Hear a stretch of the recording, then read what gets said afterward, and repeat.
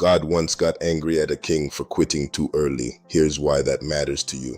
This is the question that changes everything. Why did you stop? Perhaps it is business failure that makes you want to quit. Maybe it is the heavy weight of marriage tension, or the constant frustration of missed fitness goals. It could even be content creation burnout, or the quiet strain of prayer fatigue.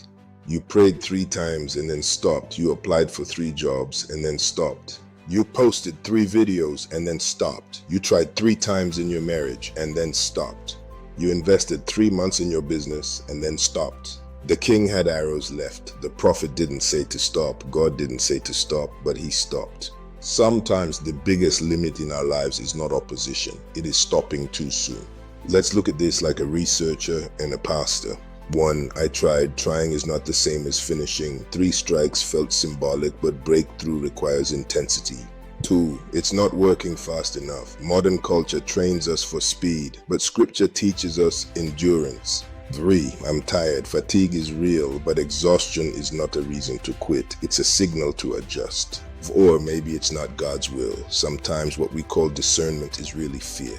5. I don't want to look foolish. Faith often seems irrational before it leads to victory. The Bible consistently honors persistence. Jacob wrestled until daybreak. The widow kept knocking. The Apostle Paul endured beatings and kept preaching through every hardship. The pattern in scripture is clear. Heaven responds to sustained faith, not occasional enthusiasm. Stopping early can limit what God was ready to release, not because God is unwilling, but because our capacity decides our outcome.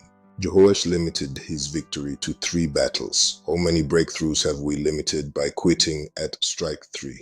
Here are some practical tools to help you stay the course and finish well. Build a strike count system. Don't act emotionally. Decide beforehand. I will apply 30 times. Pre-decide your endurance. Track effort, not just results. Results fluctuate. Discipline builds up. Create a visible progress board. Reduce emotional decision making. Most quitting happens on bad days. Rule: never quit on a low day. Create a faith circle. Surround yourself with people who say, strike again. Isolation makes discouragement worse. Rest without quitting. Rest is strategic. Quitting is final. Rehearse the vision. Write down why you started. Clarity lasts. Imagine standing before God and hearing, you could have had more if you had struck 5 or 6 times. This is not about condemnation. It is an invitation. You still have arrows left. You still have arrows left. There is still ground beneath you. You must choose to strike the ground with your arrows again. And when you feel foolish, strike again. When you feel tired, strike again. When it seems small, strike again, because destiny often waits on your 4th strike. Perseverance is not about personality. It is discipline shaped by faith. The king stopped at 3. You don't have to. Strike again. Where did you stop at 3? Come and strike again if you're going back.